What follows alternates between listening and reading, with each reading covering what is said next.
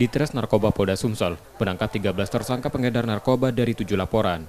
Para tersangka ditangkap di sejumlah wilayah di Sumsel awal Agustus lalu dengan barang bukti 1,6 kg sabu dan 458 butir pil ekstasi. Salah satunya disebut milik mantan kades di Kabupaten Pali. 1 kg sabu disita dari 2 pengedar asal Aceh yang ditangkap polisi di Banyuasin yang rencananya akan diserahkan ke salah satu pengedar di Palembang. Dari laporan dan tersangka yang tertangkap, polisi masih melakukan pengembangan.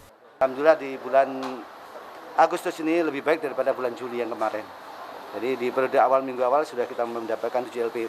Namun demikian masih kita push terus karena di musim pandemi COVID-19 ini sindikat narkoba tidak berhenti. Jalan terus seperti virus COVID ya. 7 LP tadi Pak ya? Iya 7 LP. Berapa banyak Pak? 13 tersangka, jadi ada 1 LP isinya 4 tersangka. Ya. Barang buktinya berapa Pak? Tadi 1 kilo 600 gram ya. 7 LP itu Pak? Ya, yang di sabu, kemudian indeknya 458. Para tersangka yang kini ditahan di tahanan Polda Sumsel terancam hukuman 20 tahun penjara dan mati. Reski Oktora, Muklas Diferensial, Kompas TV, Palembang, Sumatera Selatan.